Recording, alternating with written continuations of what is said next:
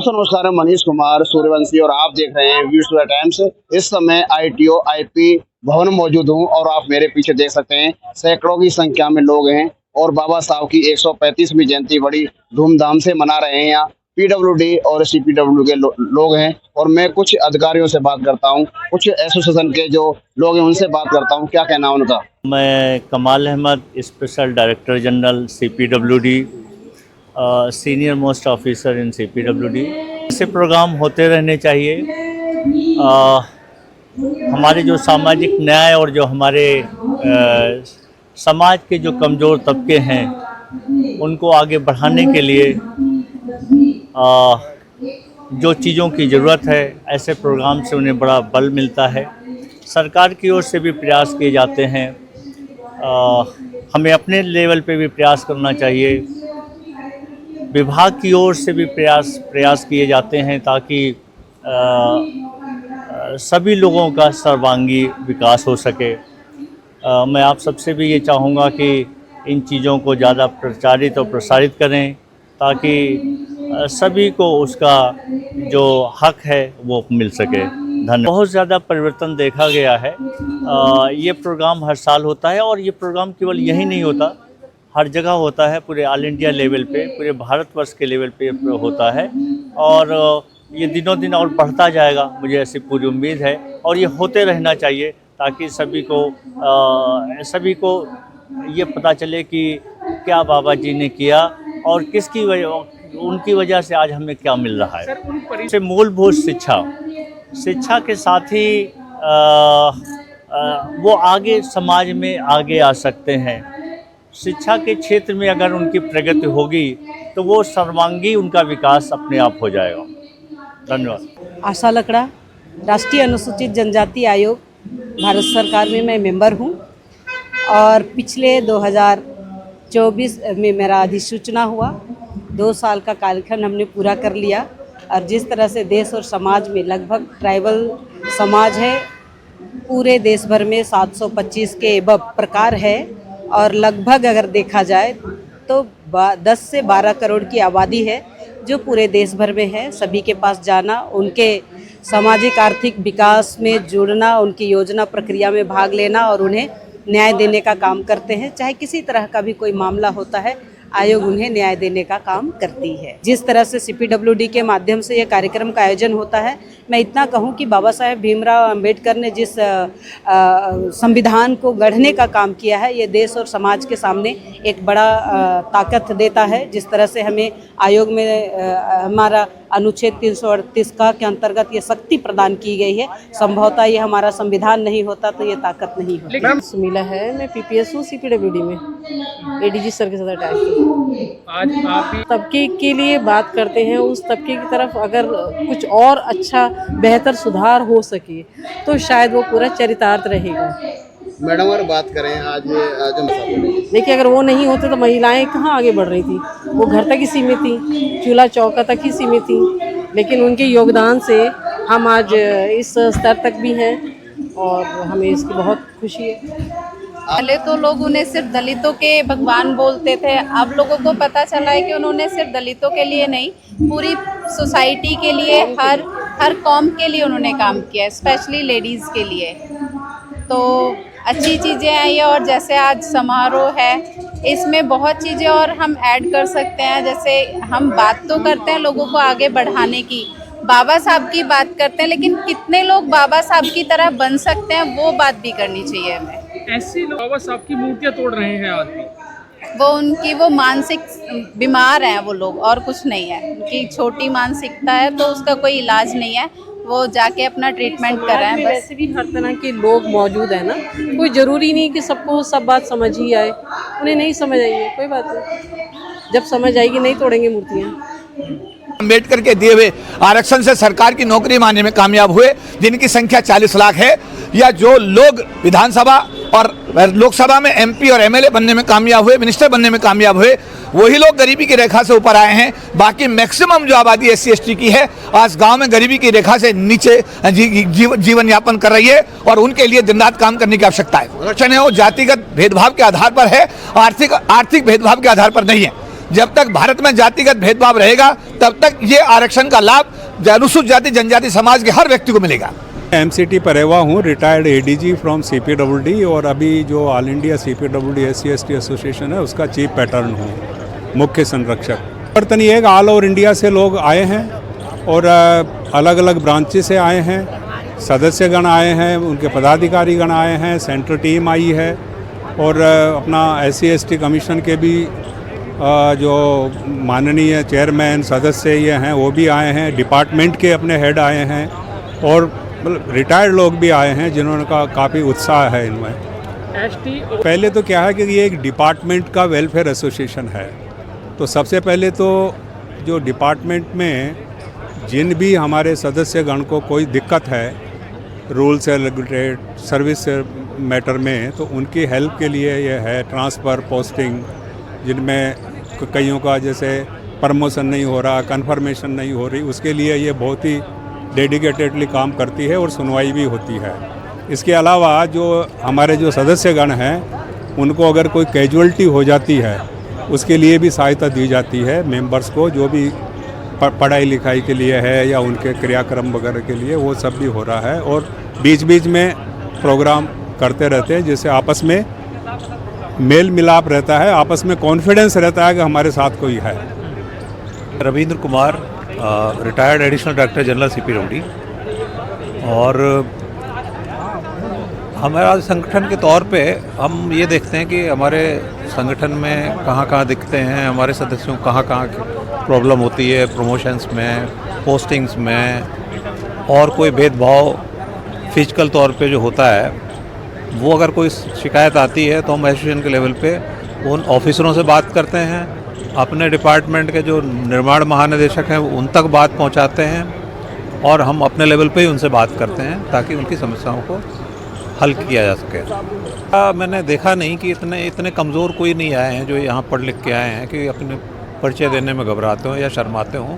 अब तो लोग खुल के आते हैं, ऐसा नहीं है हमारा। और हमारी एशियन तो बहुत समय से ये काम कर रही है और हर साल इवन हम जो कंट्रीब्यूशन लेते हैं वो भी हम कई लोगों जनरल से भी लेते हैं, क्योंकि ये सार्वजनिक फंक्शन है, ये SC/ST एसोसिएशन ऑर्गेनाइज ज़रूर करती है। ऐसे ही हम न्यू ईयर में डायरी और कैलेंडर भी छपवाते हैं, काफ़ी लोगों से चंदा लेते हैं। अगर सबके साथ नहीं है, अब थोड़ा बदलाव आया है लोगों की सोच में, है वैसे लोग भी हैं और पक्षपात वाले लोग भी हैं और फेयर लोग भी हैं, फेयर भी हैं। जो SC/ST के जो कमजोर लोग हैं जो ग्रामीण क्षेत्रों में, हाँ, आज उनके साथ भेदभाव किया जा रहा है। नहीं, ग्रामीण क्षेत्रों में तो भी बहुत है उस तरह का, लेकिन यहाँ जो विभागीय स्तर पे जो है काफ़ी लोग न्यूट्रल हैं। बाबा साहब डॉक्टर अम्बेडकर ने कहा था एक बार जब आप अधिकारी बन जाएं तो उन क्षेत्रों में जरूर जाना चाहिए जिन क्षेत्रों से हम आए। किस तरह से मानते हैं सर? बिल्कुल वो सही कहा था, और वहाँ पे भेदभाव है और वहाँ पे भेदभाव घटता चला जा रहा है। मैं बुद्ध विहार में चलाता हूँ पिछले 25-26 साल से अपने यहाँ पे। इस बार जो है मतलब कई ब्राह्मण हमारे यहाँ बाबा साहब की जयंती में बैठे रहे, संगीत का कार्यक्रम हुआ रात में, कम से कम 8-10 लोग थे जो दूसरी कास्ट के थे, जनरल से थे, SC/ST नहीं थे। वो पूरी रात फंक्शन देखा उन्होंने। तो ये नहीं कि सब लोग वैसे हो गए हैं, लेकिन गिनती के कुछ लोग हैं जो बदलाव तो आया, बदलाव बहुत कम आया है और धीरे धीरे आएगा, अचानक कुछ नहीं होता है। ठीक है। Devendra Singh, all India CPWD SC/ST association का जी। हाँ जी, पिछले 20 साल से जी मैं ट्रेजरर हूँ जी। ये जो बाबा साहब की ये परिसर में जो हमारा ओपन में खुले में करने का ये विचार है, पहले ये हमारा फंक्शन ये निमा भवन होता था। निमा भवन इस बार से टूट चुका है, इसलिए हमने कहा कि भाई हम ये भवन सीपीडब्ल्यूडी की, उसके बाद निमा भवन के बाद सबसे बड़ी बिल्डिंग IP भवन है। अच्छा, इस संगठन में ये सीपीडब्ल्यूडी एक तरह से इस फंक्शन को सीपीडब्ल्यूडी SC/ST एसोसिएशन सेलिब्रेट करती है, लेकिन एक तरह से ये सीपीडब्ल्यूडी का सरकारी एक तरह से कहो कि ये फंक्शन है जिसमें कि सीपीडब्ल्यूडी का जो डायरेक्टर जनरल हैं उससे लेके हमारे चीफ लेवल और MTS तक के सभी कर्मचारी इसमें आते हैं। और बता दें कि पहले हमारे पास बहुत प्रेशर होता था, कई बार आया है कि आप इस फंक्शन को ओपन में क्यों करते हो, आप विज्ञान हॉल में या किसी और हॉल में क्यों नहीं करते। तो हमने उनको ये कहा कि भाई हॉल में करने से तो हमारे जो लिमिटेड लोग हैं जिनको हम बुलाएंगे वो ही आएंगे। ओपन में करने का हमारा मकसद ये है कि जनरल लोगों तक हम बाबा साहब की विचारधारा को पहुंचा सकें, इसलिए हम ओपन में ये किया है जी। अगर जो हमारे संगठन में यहाँ बहुत से ऐसे लोग होते हैं कि वो ये नहीं जानते कि अधिकारी हमारे वर्ग से आता है। जब हम इस फंक्शन को करते हैं तो जो 4th क्लास का MTS है, जब वो देखता है कि ये तो हमारे उसके हैं जी, तो वो जब वो उसको पहचान जाता है तो उसका एक तरह से 50% तो काम हो जाता है, उससे कुछ समस्या आगे उसकी सॉल्व हो ही जाती है। शायद जब उनको लगता है कि बाबा साहब की जयंती में गए तो उनको लगता है कि इनका एक संगठन है, तो वो उनके खिलाफ कोई भी कार्रवाई या कुछ भी करने से हिचकता है। पहले वो 10 बार सोचता है और जब तक हाँ नहीं जो भी है, मतलब बाबा साहब का नाम सुनते ही वो सदाएंगे संगठन में, तो वो मतलब कोई भी कार्रवाई करने से पहले बहुत सोचता है जी। उन युवाओं का तो सबसे मैंने जब बाबा साहब ने कहा था कैसे चाहते वो शेरनी का दूध है जो पिएगा वो दाढ़ेगा। जब आदमी शिक्षित हो जाता है तो उसकी लगभग बहुत सारी समस्याएं तो अपने आप ही सॉल्व हो जाती हैं। ठीक है, तो ऐसी चीज़ होना बहुत ज़रूरी है।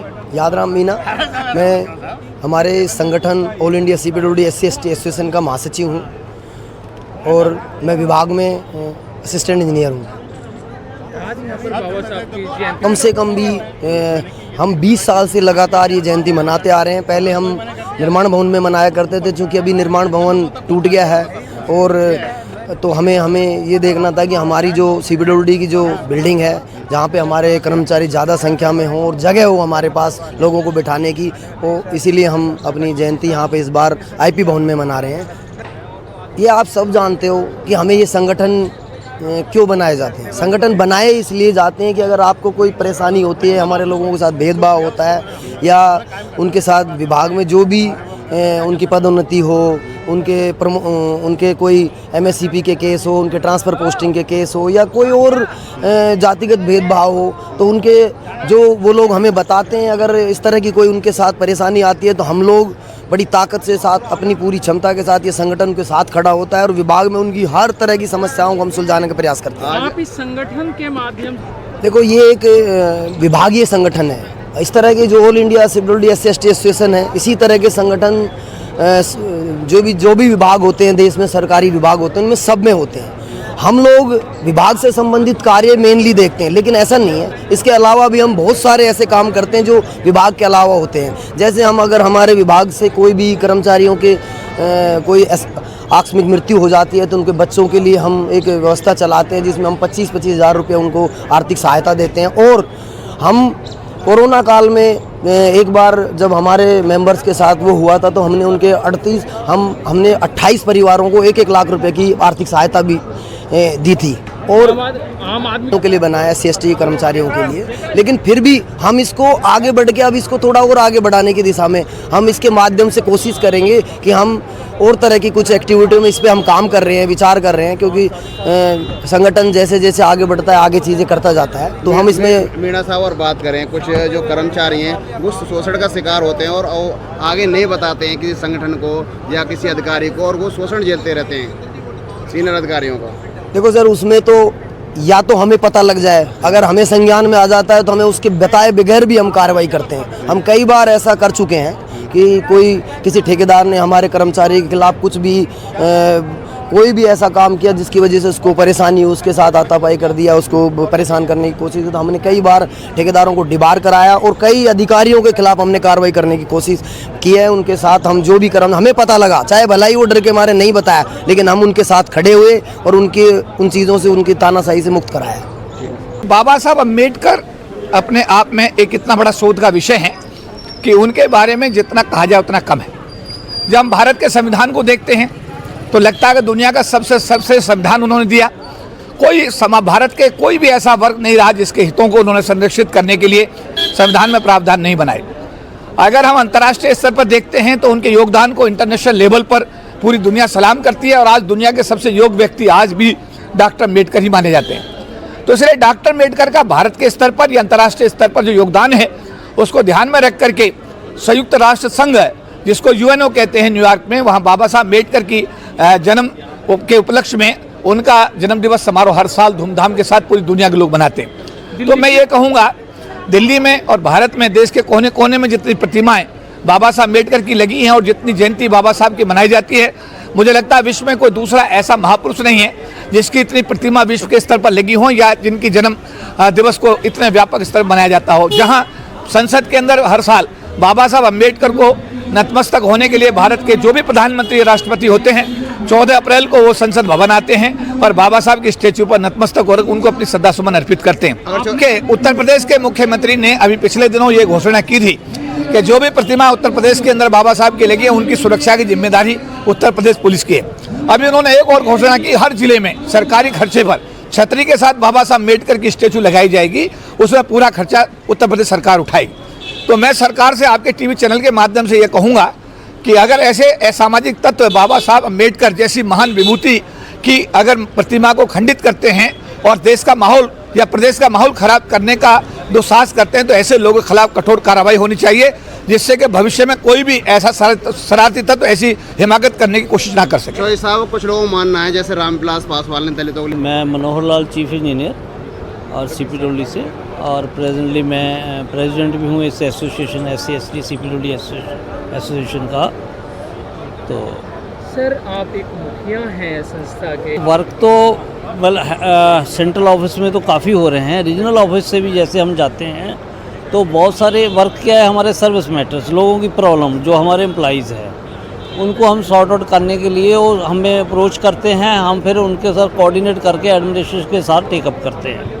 तो बहुत सारी ऐसी समस्या हैं जो कई गिनती तो नहीं इस समय की जा सकती, पर जैसे समय समय पे कोई प्रॉब्लम आती है उसको सॉर्ट करने की भरसक प्रयास करते हैं। और आपको बता दूं ये ज़्यादातर जो आप हम हरियाणा या राजस्थान चले जाएं इधर है, बट मैं पंजाब से बिलोंग करता हूं, उधर हमें ज़्यादा ऐसा फील नहीं होता।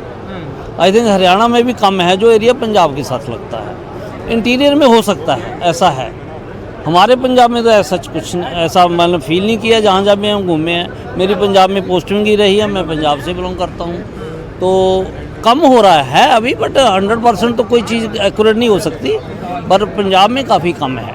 मैं सोच रहा हूँ कि शायद आप जो सुनने में न्यूज़ में भी हम देखते हैं कि ये हरियाणा और राजस्थान और यूपी के कुछ एरिया में ज़्यादा प्रॉब्लम हो रही है। जय भीम सबको।